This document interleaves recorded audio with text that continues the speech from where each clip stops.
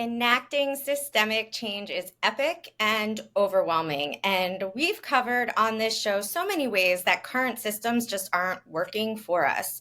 But instead of throwing our hands up in the air, we're talking today about what each of us can do to ensure both people and computers are positioned to do their best work. To help us take initiative and drive progress while also balancing aspiration and pragmatism, I have Ben Brooks. Ben is the founder and CEO of Pilot. Their mission is to make executive coaching accessible to all employees. Under his leadership, Pilot has developed an innovative, scalable, and measurable approach to leadership development, emphasizing diversity and inclusion. Awesome. His life KPI is impact, and he is passionate about addressing a problem I care deeply about as well.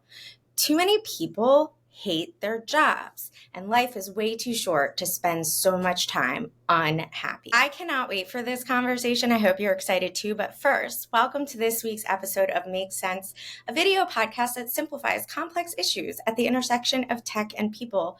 There are many. Whether you're totally hyped on artificial intelligence and ready for the robot takeover, or you want to crawl into a cave after deleting all of your social media accounts, I'm here with my guests to help make sense of what's going on so you can design yourself into the future. My name is Lindsay T, the Lady Engineer. I'm a pragmatic futurist and human-first technologist, serial entrepreneur, and innovation consultant.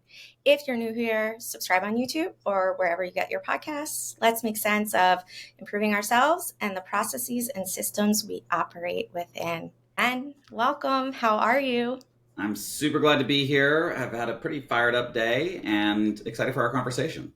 Yeah, I loved writing the introduction. I loved when I talked to you the first time and you were like, I'm passionate about the problem of people hating their jobs. Like, I think I have a treatise in my computer from 2016 about that too. Mm-hmm. So I'm great. I'm excited to talk to you. But before we kick off, I want to celebrate you and your company for a moment. After our first call just about a month ago, your team member sent me Pilot's Vitos one-pager. We hear a lot of talk about the importance of having defined cultural values, and I was elated to receive yours. What motivated you to create these values for you and your team? I think from my past work experience, most organizations had a set of values, but it seemed like some exercise that people did in a conference room, and then they threw it on a poster, or at Enron, they chiseled integrity into the marble in the lobby. Yeah. And what you say versus what you do are different things. And I was just excited with Pilot. We're a remote first company. We started remote first in 2015 when people thought we were insane. Mm-hmm. And so we're also pretty diverse in every way you can imagine diverse. And so when you have distributed and diverse, you need to sort of figure out sort of the API to get everyone to be connected. And oftentimes that can be values. And so standardizing the way that we engage with each other while still celebrating our individuality and unique strengths was something that our values or our vetoes let us come together. And it was also a way for me to put my stamp on the company and ideally have decisions made that be values aligned to me, even when I'm not in the room, which is what I aspire to do, is to empower our team to take a lot more power and control, but to be aligned in the principles we use to make those decisions. I imagine that in previous roles, you had frustrations with cultural values, and in starting your own company, you're like, I have a chance to do it better. Is that correct? Yes. I mean, I've had some wonderful work experiences and worked at some great organizations. I've also learned what good doesn't look like or what bad looks like. And so it informed a lot of those. I think when I started being an entrepreneur, I didn't really think necessarily about like the company and what it was going to be like for employees. I was very focused on the product and the market and how we're going to make money. And so as we grew, it forced me to be more intentional and thoughtful to say, hey, does this align with our brand? Does this align with our offering? Does this align with me? It's a lot harder to be an entrepreneur than it is to take other paths. And so I said, if I'm going to do this, it might as well shape an environment that I'm excited about as well. 100%. So question, why did you feel it was important to share these values with me? Well, I thought, I've been on a number of podcasts, and I would say that you demonstrate one of our operating principles, which the vetoes kind of have sub-components to. One of them is called show up, button up. And, you had a lot of rigor, structure, reminders and things. And I thought, well, it forced me to think, how do I be more prepared for this? And I thought you getting a sense of our culture, because I do believe that what we describe in those vetoes is largely who we are. There's a bit of aspirational in that too, but it is more who we are than who we're not. And we have a lot of data and engagement surveys and other things that sort of validate a lot of that. And there's room to grow. But I just wanted you to get a sense because it does encapsulate a lot of my personal values that I've also found to be very effective for a good team environment and for good business. 100%. I admit when I first got it, I was like, did I do something where I need to be told that these values are like things I need What to you're already listening there. Yeah. like I guess, and that says a lot about my subconscious that Yes. like I feel like and like maybe someone's criticizing me, but then when I sat down to start writing the actual script and I'm reading them and I'm like, well, these are awesome. I agree with so many of these, and most people might not know yet, but I have used some of them just in my script in the first 6 minutes of this podcast, including "I want to celebrate you," which is one part Yes. of Yes. Vetoes. So, Lindsay, how? did you have one of those that, by the way, I'm going to flip the script for 2 seconds. Is one of those that resonates with you most of those five, just out of curiosity? I know I'm already rogue as a guest here. Here I am No, throwing I love it. I love it. I think the striving one probably is the one that stands out most to me. We are relentlessly pursuing excellence. And, every strength and belief also has a weakness, right? Um, I've been told like about the guys I date, like Lindsay, they're not part of your business. You can't make them go as like grow as fast as you do kind of thing. So there's like definitely some weaknesses there. But I think that is probably the higher level of all of them. We are relentlessly pursuing excellence. While I believe I am kind and passionate, if you were to pick 5 adjectives to describe me, kind and compassionate wouldn't be in the top 5. So that's Mhm. one of the reasons why that one doesn't. But bold, taking risks, the right balance between pragmatism and aspiration. I mean, I call myself a pragmatic technologist, so that resonated. So, and that those are all across your 5. So, Yes. That's interesting. Yeah, because I think we try to have those also be checks and balances. Like you said, strengths can turn into weaknesses that you could use one value, you could weaponize or justify maybe behavior that it's like, oh, I'm being striving. And that could be overly perfectionist or nitpicky or critical. Or missing the context around the calibration. So then we balance that with vibrant, and we balance that with ownership and thoughtful, and these other ones kindness. kind. And so then it's that. So there is that check and balance because we do know that if you had just one of these in isolation, like ownership, it could be a land grab or a power move. But when you think about thoughtful, that's the check and balance. And so we really designed them to sort of almost be sort of like poles in a tent or teepee, something where you take one out and it sort of collapses. There's an integrity to them coming together, Mm-hmm. which forces people to think because it's less obvious than giving someone a policy or a rule. You say, how do we bring these in? And it may not be equal in all contexts, but it really gives people a way to think, but it Mm-hmm. doesn't give them the answer. It gives them the methods to do the thinking. I love it. I hope that this becomes a standard practice going into the future. And for any future guests on Makes Sense, you're welcome to send me your company values as well. I will creatively figure out how to intertwine it into our conversation. All right. So instead of starting this week's episode with Crystal Ball, what does the future hold? We're going to play Cynical or Sensible, decoding the reality of technology decision making. So, this segment is based on Douglas Rushkoff's book, Team Human. You don't have to have read it. You probably can already get an idea of it just by the title. It's a book that I've slowly made my way through over the past 5 years. His observations, though mostly true, are filled with cynicism that my heart hurt. So I need to externalize these feelings with a safe person. And today, that is Ben. Okay, Ben, I'm going to read a statement and I want you to say cynical or sensible, fact or fiction. And if you have any comments, give it to us. Okay? And I'm going to say cynical or sensible and fact or fiction. I'm going to give Yeah. both. Okay. Pick one from each. Okay. We must not accept any technology as the default solution for our problems. Sensible fact. And I think, you know, any technology or must. There's some absolutes in that statement that have me cringe a little bit, but in general, I think the idea that technology alone will save us. Technology is created by us and for us, and so I think the upstream from that is like, do we actually care about the problem and understand it well enough?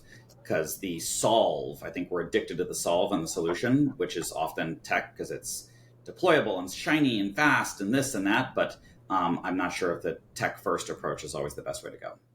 100% technology is just a tool, not an entire solution. We need to understand the problem first to decide if technology is part of the suite of tools that solve the problem. So cool. All right, next one.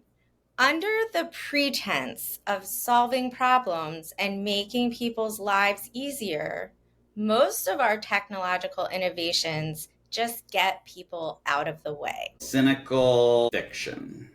Okay. And I would just say that I think getting people out of there, there's certainly like the view of like automation and digitization, and certainly you're like eliminating paper administrative jobs and things like that. But when you think of like a lot of consumer technology, it more the technology gets in our way because it's trying to capture our eyeballs and attention. Time on app is like a key metric, or daily average usage, et cetera. So if it was to just get the humans out of the way and complete automation, I would understand that. But I really think a lot of the technology is to change where our focus is, and that's why it's being used by marketers and advertisers and other people that want our attention and our time, and that's why how it's been mostly monetized, at least in the consumer segment. I think what I'm understanding is that if I think about this specifically for like enterprise software, then I would say cynical fact. I would lean directionally. Operations, Yeah. business processes, Yep. things are just, Self-service, fill out this form, do this thing, knowledge bases, etc. Yeah. if you think about calling into customer support and you're Yep. trying to make something happen and you think, man, this should be pretty straightforward. But if you're smart enough, you ask the customer rep, do you even have the ability to uncheck that box, check that box, Mhm. submit? Do you have any option in your interface to do what I'm asking you to do? And they'll be like, nope, not allowed, not empowered to do those things on your behalf. That's where I am like, that this is cynical fact. Yeah. Okay. This one's in your wheelhouse. Enhancing one job friendly metric with technological intervention or replacement just leaves other, likely more important values behind. Cynical fiction. Okay. There's a lot in there. Probably I want to define in certain terms and meanings around that, but I do think that it depends, right? There are certain things where you enhance something and you could have employees be more productive or more satisfied or safer or something else.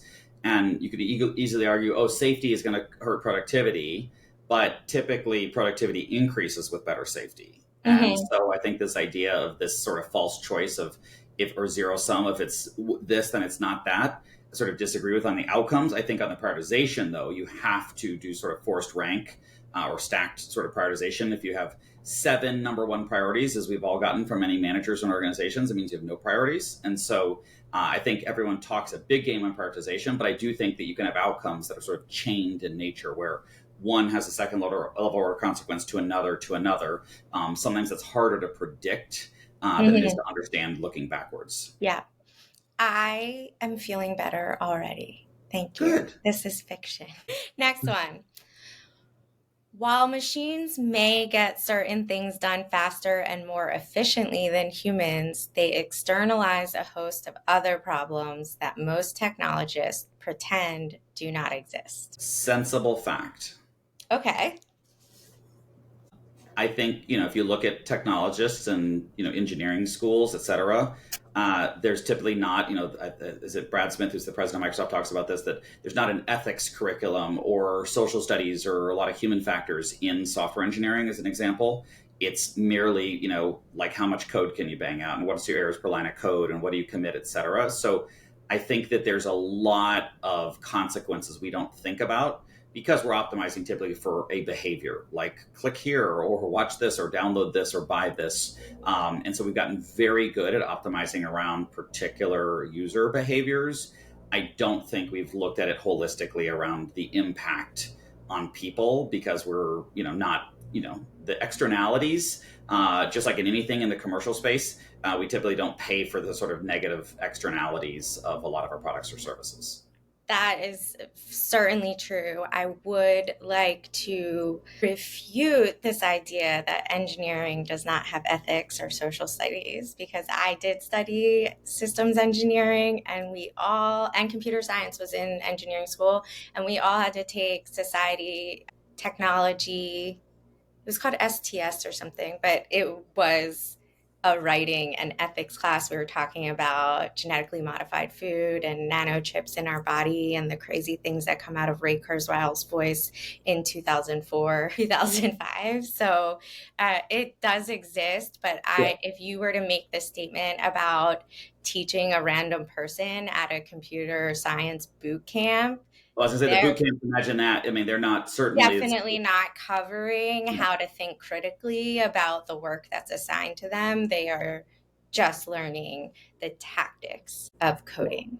and I would add even business programs, MBA things. I mean, I think a lot of them are, there's multidisciplinary across marketing or finance, technology operations, but the human factors or the social science elements or ethics. I learned ethics in my business school because it was a big part of our curriculum, but it was the exception, not the norm. The Mm. norm was, just like how do you maximize profit or do this or crush the competition, et cetera. So so certainly any statements we make here probably shouldn't be in absolutes, but I do think that we'd all benefit from looking at technology a little bit more holistically. Yep. And I'm going to agree with you that human factors is not taught nearly enough. I actually took a human factors class in the fall of 2002. That is how I have stumbled upon this passion that I am still on about in this podcast. But one of the things I've been most disappointed about since I left grad school in 2007 is that it has not become the norm. So, all right. So on that note, let's head into our second segment. But before we do that, I would like to thank you, Ben, for creating unexpected and welcome joy in an email that you sent to me. You took the time to read my personal story newsletter and shared that you all, my audience, can catch some of your behind the scenes activities on your Instagram at Ben Brooks NY. And I just wanted to thank you for reading my newsletter, because I don't always get to hear from everyone what they think. And if anyone is out there and you're a lurker on the internet, which is 90+% of people, the contributors, the authors, the reel makers, the YouTube channel people, the podcasters, they love to hear. And you'd be surprised at how few people, despite the audience size, will write a simple one sentence thing that says, I really like this because, or this is helpful, or I'm still curious about this. Mm-hmm. All I do is shout out to all the audiences out there, including to this podcast. If you like what happened today, let Lindsay know or let me know. And if you disagree, or hey, your hot take on this was off, or did you know about this or something else? That's the beauty of this. Sometimes it feels like we're screaming into, I don't even know the right, I don't metaphor. want to. I mean, I love standing on a soapbox and being the center of attention, but I'm not doing it just for that. I'm doing it because I want to start a conversation. So just for those of you listening, I do send out a weekly email regarding each week's Make Sense episode. And once a month, that email comes with a behind the scenes personal story. In May's edition, I talked about the dread I felt sharing an Instagram reel of my behind the scenes because it showed my behind. So did that feel relatable, Ben? It did, and I think social media again has gotten incentivized us to look really good and glam and fly and perfect and hot and this and rich and popular and all these things. But I think that's part of the reason it's making people feel so bad is we kind of compare people's outsides at their best to our insides at our worst. Right, 100%. Comparing our real life to other people's highlight reels.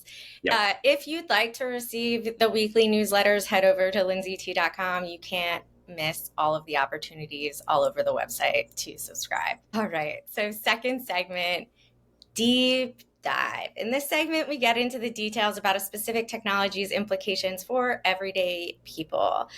In celebrating the 50th episode of this podcast on the website at lindsayt.com, I shared that the topic of enterprise software, the tools all of you use at work, will continue to be a recurring theme, as I believe its ineffectiveness both drives macro system level problems and the micro daily frustrations most employees have with their jobs. So, Ben, I'm going to start with a question I have been asking a lot. Why does enterprise software we use at work suck? There are probably 1,000 answers to that question that would be correct. I think if I had to simplify, it's probably about control. Humans, we want to control things. It helps our brain, helps our emotions, etc. And it's hard to control other people. We can barely control ourselves or our own thoughts, let alone others. And so management and executives often want to be in control. There's command and control power structures and authority. And I think software has been co-opted as a way to bring control, that a rogue employee can't do something crazy that could take the company out or have a compliance issue. But conversely, they may not be able to do something amazing, which could save an account or make a customer's day or be very innovative. And so we've kind of, really changed the control limits to a very narrow range of ideal human behavior. And that's why people find workarounds or don't adopt systems or other things like that, because I think it is ultimately a battle for control. Yeah.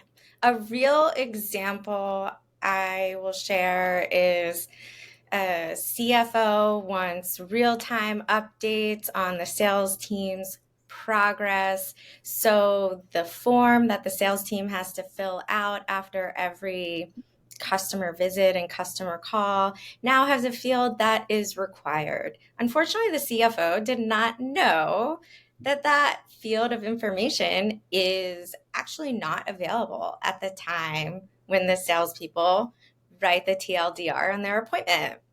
So instead of the CFO getting more real-time insights, they now are only getting insights at the end of the month as every salesperson rushes to fill in the data required for reporting. That's a way in which, and I love the way that you said it's control. I think sometimes technology unnecessarily pushes people out of the way, and that just causes more problems. Yeah, I think it tries to be this invisible hand sometimes too. And we were implementing, when I was at a large global company, we were one of the largest rollouts of Salesforce.com. And say what you will about Salesforce, it was the number one leading at the time. We were brought consultants to do it really smartly. We had 25,000 people, and we had the highest adoption in Singapore. And I was on a road show in Asia, and I was at the Singapore offices, and I met with the office managers, and everyone said, "How do you do it? What's working? How do we learn from this?" I said, well, on the 28th of every month, because every month has at least 28 days, and we make sure it falls on a business day, we send everyone a Outlook calendar reminder and a voting button to confirm that they'd logged into the system for the month. So they had the highest adoption because the metric was logging in once a month, and they made sure that everyone logged in once a month. Right. And so it's like, oh, we're going to have control over you by using it. So we're going to have control over you by gaming the metric. Yes. And so there's just this, it's no different than sort of corporate versus a field office or a line of business versus, the parent company. So much of the human existence is about authority and control and issues that arise from them.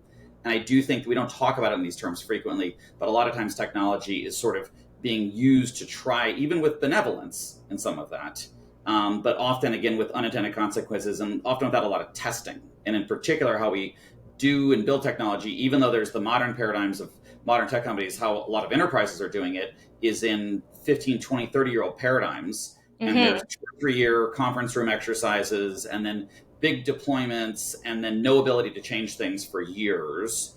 And so we get in this very clunky waterfall sort of static sense of it. And that then gets in between people. And so, again, I think that's part of the reason the enterprise technology sucks. I remember at a time when enterprise technology was better than some of our consumer technology. You go to work, you get when was better. That?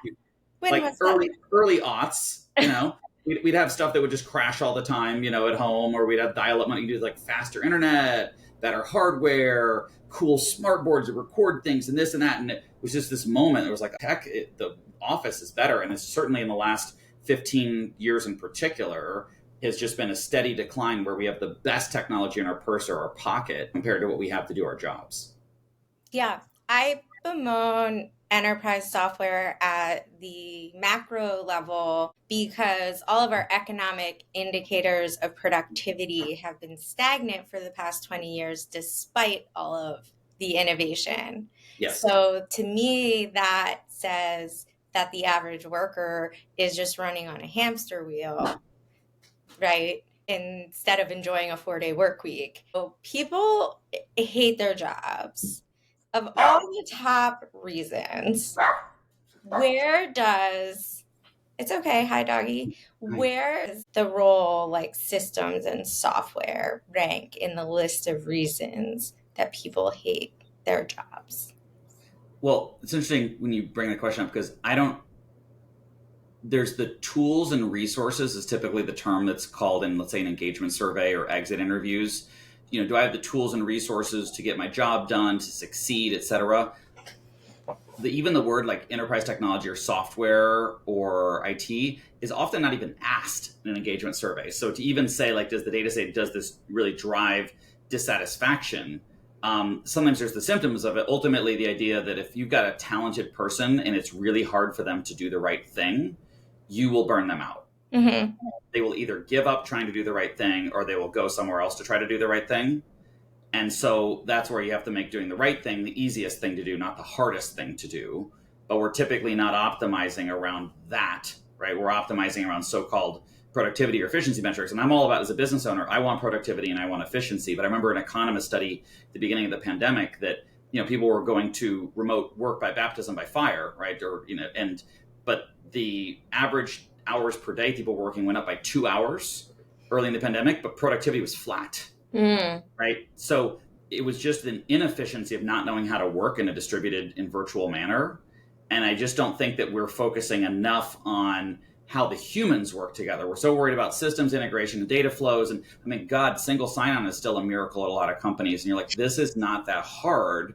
And it's so obvious, but we're not thinking about how operations, finance, and product and sales and marketing work and talk and align. They have siloed goals, different cultures, different things. And yet we expect, an SAP type platform to just bring it all together. And I think we're, again, deploying technology to problems that we haven't mastered as people. And that's a recipe for disaster, even though it's very intoxicating to think of a panacea that, if we just install X enterprise software, it will solve Y business problem. Mm-hmm. Right. I love this. The last person I played Cynical or Sensible with pointed out that actually of the 2 other guests I've played this game with, you're just the third, is a special guy, is why a lot of IT departments, CIOs, CTOs are incentivized by just rolling the thing out, right? Yep. Like they get their bonus on budget, bugs fixed, things like that. Yeah, uptime. And then we don't actually define the behavioral metric and the outcome that we want that tool to drive. So if IT's, bonus or success is rated by how much it brings advertising and marketing teams together, some metric there, maybe we'd have a lot different outcomes. Yeah, and I think even well-intentioned tools. I mean, we work with a mid-sized customer, late Series E, about to go public customer, and employees did tell us when we were talking to them about what gets in your way of doing a great job, and in particular, what gets in your way of what drains your energy at work. And the number one answer was Slack. Is Slack a bad piece of software, bad technology? No, it's in fact a very good piece in many ways. I mean, it has issues and things. Of course, we're a Slack customer and happy to be one. So I'm not here to pick on any particular platforms, but I think Slack can be great. The issue was Slack was sort of automating and accelerating cultural issues.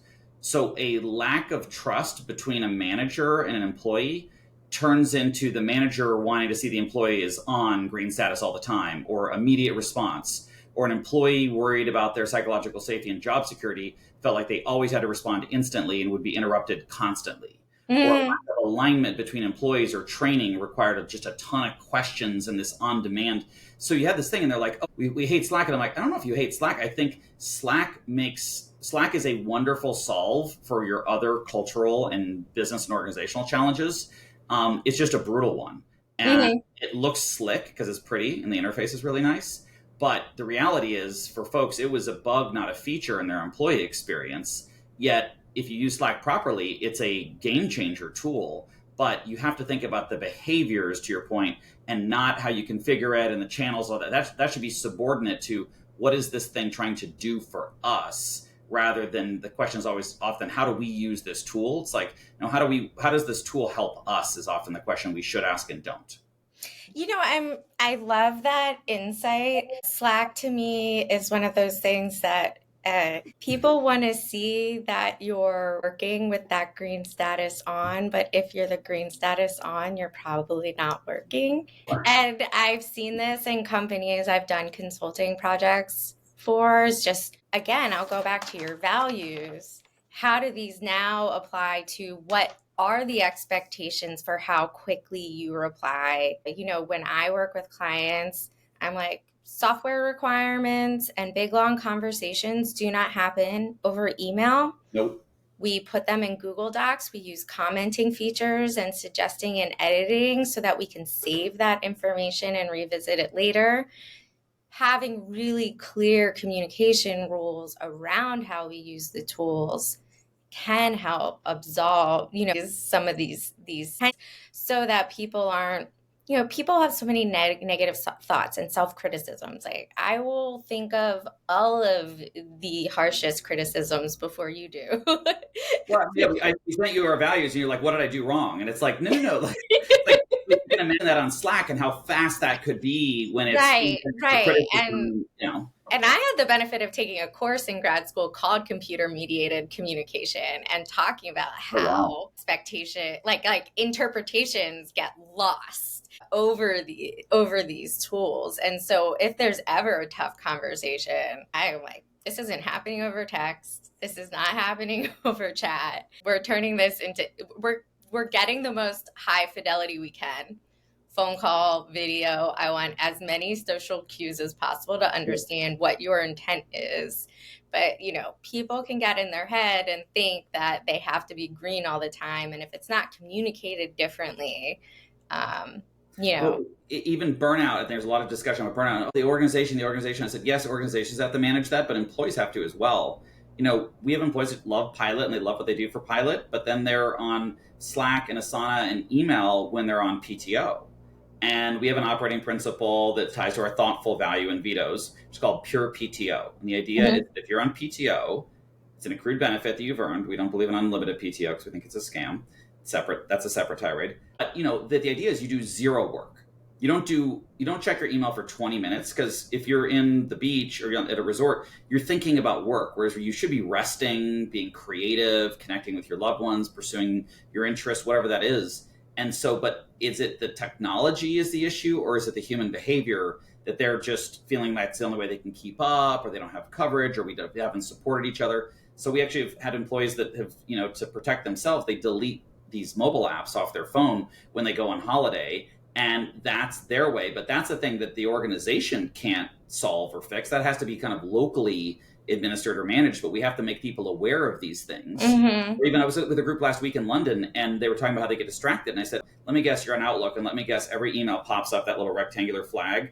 I said, trust me, the J. Crew sale, you do not need to interrupt the spreadsheet work for, or whatever else is going on. J. Crew probably not what I said over there, but but the idea is just like turn off the flag. You will never forget to check your email.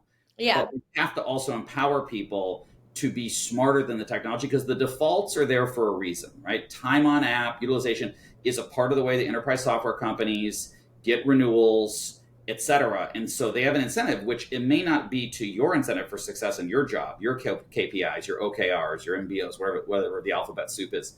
You have to make sure that even at the local level, you may say, oh, I don't like Slack, but our company has Slack, or I don't like Teams, or whatever it is. Manage the settings and the configuration to make sure it works for you. Yeah, I love this idea of, it's not just the technology. Sometimes the technology can be onerous. Sometimes leaders use it as, the invisible hand to exert control. There are people that spend all day just entering data into systems. That's their job, right? And they don't get to feel like they have much value outside of it because it takes so much effort to work in the computer systems. But for others where maybe that's not the case, the utility of the technology can be overwhelming if we don't have set expectations. One question I have is how do we let tech do what it does best and let people do what they do best for better outcomes? I think we always have to remember that people are the alpha, the apex predator here, and that the tech is the beta. This isn't the UN where the tech has a representative and then the people have a representative and they align. We're Yeah, not there. we didn't, we voted the Supreme Court decided corporations are people. We did not decide that the enterprise system is a person too. Exactly. So I think that understanding sort of the human machine symbiosis is figuring out what people do really well, which is contextual based on industry, geography, talent level, economics, other external factors, and figuring out what technology can do really well. And if you think about it, there is a fantasy that if people don't do it well, technology must be able to do it well. But that's often, if we don't understand the if then relationships behind something, it's very difficult to code something that can be sort of predictive or adaptive in that manner. So I think a lot of it is really breaking down the work and understanding that, which is, people get into very reductive or simplistic arguments around this, but really understanding, things like judgment and synthesis and conflict resolution, ideation, creativity. These are things, that probably technology is not going to predict how a manager responds to an employee for every little permutation. You can imagine it's like, oh, I'm a manager and I don't have good people skills. And one, people even assess, and then it's like, oh, an employee miscarried. What do I do about that? Is a piece of technology going to tell you how to be a compassionate manager for an employee that's had a life event that's super No. personal and nuanced? That'd be a very scary thing. But you think about batch processing data and doing reporting and doing, resets and monitoring and all sorts of different things, aggregation, that's wonderful things for technology to do. So there is a real power in it, but I do think that there's a binary sort of false choice that I've experienced in the enterprise, which is it people or is it tech? Because to say both requires you to think more. So it's Mm-hmm. either we're going to go all self-service and it's going to be all tech and it's all automated and it's all chatbots, or we're going to go all concierge, white glove, high cost, etc. And Mm-hmm. it takes more time to be thoughtful to figure out the blend. It's much easier to just go people or tech. And oh, by the way, the consultants are going to show you the business case for tech is better. So you're going to either do tech, and if you go people, it's going to have to be people offshore, or near shore. So that's where I think really slowing down makes Mm-hmm. a difference. And at Pilot, we've thought about that because people are like, oh, do you have AI that like coaches everyone? I'm like, first of all, no credible, employee is going to just take career advice from AI. I actually brought that up in one of my earliest of podcasts about one of the more dominant players in your space does AI matchmaking, and it has left a lot of employees at a dead end where they don't like the first three coaches they're matched with, and if there's no way to get out. There is no like I need a person to help me feature. Yep. They're literally at a dead end and cannot realize the value from this software is the AI matchmaking has weaknesses. Yeah, and it'll pull on certain variables and it won't sort for that, and they'll want something and it serves something very different. And again, it's always assuming it's like AI for career paths. Oh, let's Mm-hmm. look at the last 20 years of data in PeopleSoft and see how people navigated the organization, which has now been restructured 8 times and we've had 3 mergers. But let's see these career paths that people have taken in yesteryear from different generations and different demographics, and that'll be how people advance. And then you say, it's a little like those assessments I took when I was 18. They're like, oh, you should be a corrections officer. You should be a truck driver. You should.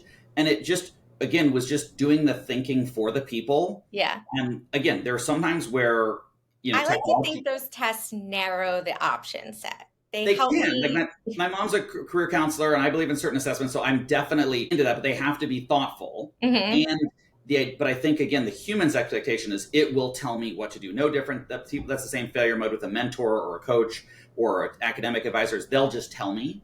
And the tough shit message in life is you have to figure it out yourself for Mm-hmm. most things. And technology can help you and all these things, but ultimately you still own the decision. 100%. So this brings us to our final segment.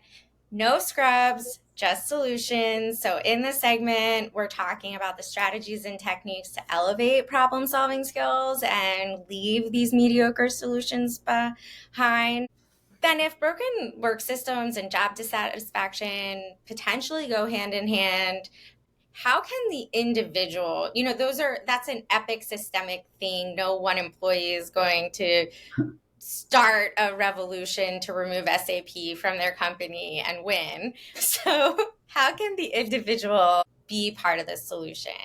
What are the mindset shifts needed in the workplace to find happiness There's at your a job? organizational development saying that the focus of change is always the organization, but the agent of change is the individual. Okay. I love that. And we think globally, act locally, said differently. And what we typically think about when we have a beer after work, or go out for coffee, someone say, the culture around here, this place, management, have these big proclamations about how a place is. And places are hard to change. In fact, the bigger the inn, think of it as revenue, people, offices, the harder it is for one person to change it, positively or negatively. Think about JP Morgan. Do you think Jamie Dimon wants one person at a Chase branch to be able to blow up the whole place, by doing a fraudulent transaction? No, so they have a lot of controls. But it Right. also means that one person can't transform it into something, next level either. So that's the puts and takes with that. But it's figuring out what's within our locus of control. So many reasons that employees are dissatisfied at work are things that they can do something about. They don't Mm. get good feedback, solicit it, ask for it. By the way, not just from your manager. You're bored, you're not challenged, you need different resources, advocate. You're not clear on priorities, propose them. You don't feel like you know enough people, start to go meet people. And again, it doesn't mean that the company shouldn't have a role in supporting this, but ultimately organizations change when you activate enough individuals within their locus of control to sort of clean up their side of the street. Sort of think of it as homesteading in an organization. If everyone homesteaded their own little box in the org chart, and everyone, that's sort of where you get sort of a transformation. Think of a gentrification of a neighborhood in a positive context. It's everyone taking up kind of a plot by plot difference, and Mm-hmm. it's hard to change. You've said change the culture is like changing all the air from the HVAC. It's like, where does that come from? It's not like you can just pipe in new culture. We're going to go to some international fragrances company and pipe in culture. So I think so much of it around is changing your own experience, because frankly, you can work in an organization that's pretty marginal, Mm-hmm. and has a lot of challenges. But if you're on a great team of 4 or 5 people, you can have a transformative work experience and deep satisfaction, even in a very average place. I love that. Here's the question I like asking. In our day to day, there's so much pressure that we are very left brain. We know the answers, we're very analytical. And I think that for creativity and innovation into the future, we need more right brain activity. We need more time and space to get creative. How can employees and employers kind of like overcome the fear and anxiety to act quickly so that they can let their right brain help and innovate? Are But there natural times in a team's kind of syncopation throughout a week or throughout working that we can kind of find opportunities to let the right brain take over and release the pressure? yeah, I think the kind of common manager speak is we want more creativity, we want more innovation, we want more new ideas, we want fresh thinking. These are sort of the part which, to your point, a lot of that comes from the right brain. Yeah, Now, the wheel was not invented in the boardroom. yes. And so, but we also, of course, need the left brain to organize and execute and scale and implement and measure those ideas and thoughts, and prioritize. So I'm a big fan of sort of whole brain thinking, because we Mhm. don't want to lose the left brain, because an unhinged right brain is not as useless as an unhinged left brain when you bring it all together. But the thing we often say in one of our Veto's values is thoughtfulness. And I often say, hey, as you mentioned, some well-capitalized competitors that we have, money can't buy thoughtfulness. And typically money can't buy creativity or ingenuity. You can buy a few ideas from a consulting or an R&D firm, but they don't really have the passion or the rigor to follow through on those things. And so part of activating that right brain is actually having time and space.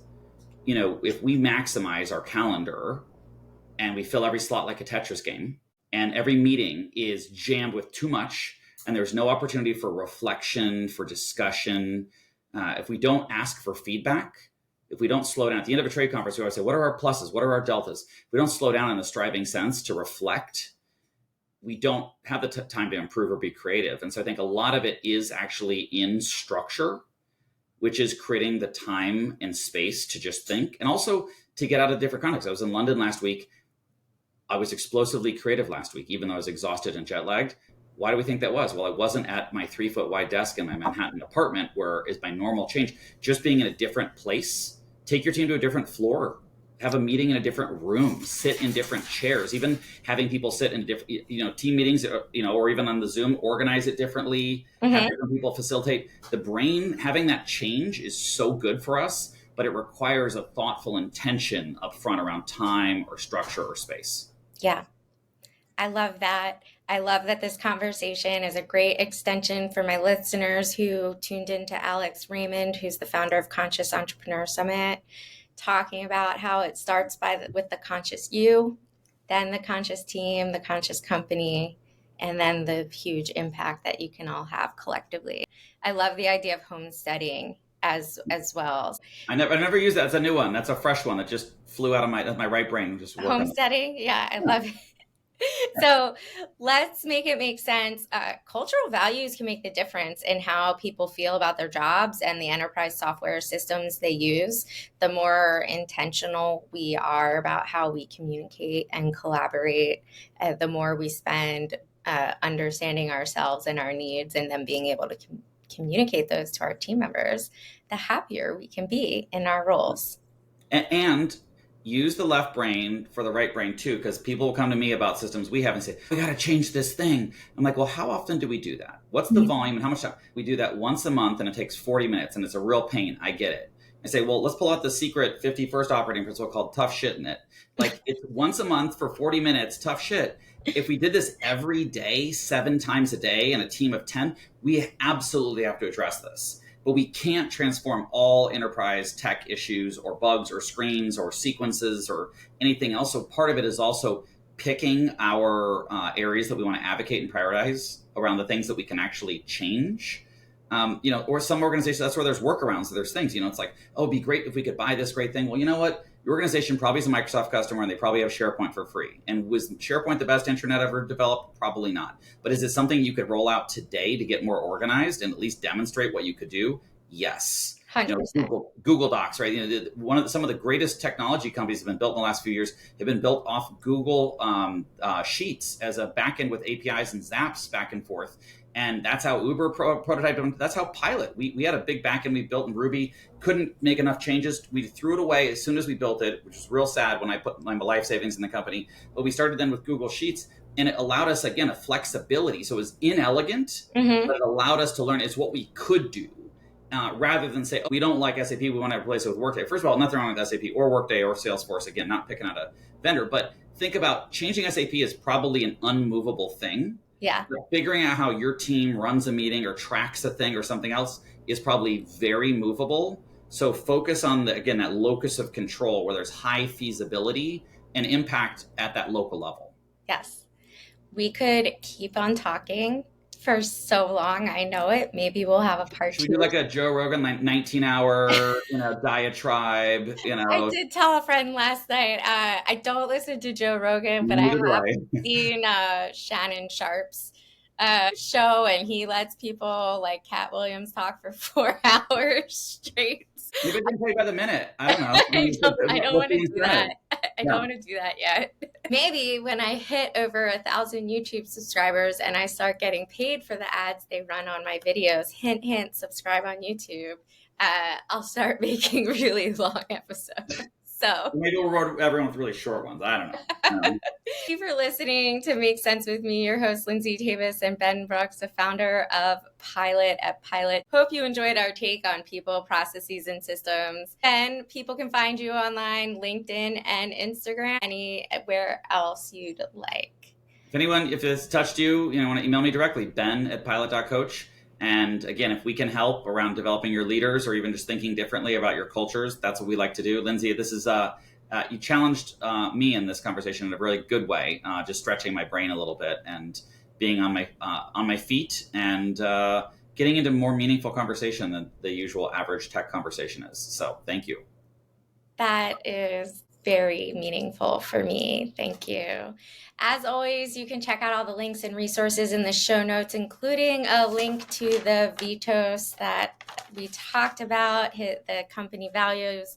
Final note, if you want to continue to be the smartest person in the room, make sure you're getting notified when each episode hits. On YouTube, hit subscribe. And for audio only, follow wherever you get your podcasts. Thank you, Ben, for joining me. Glad to be here.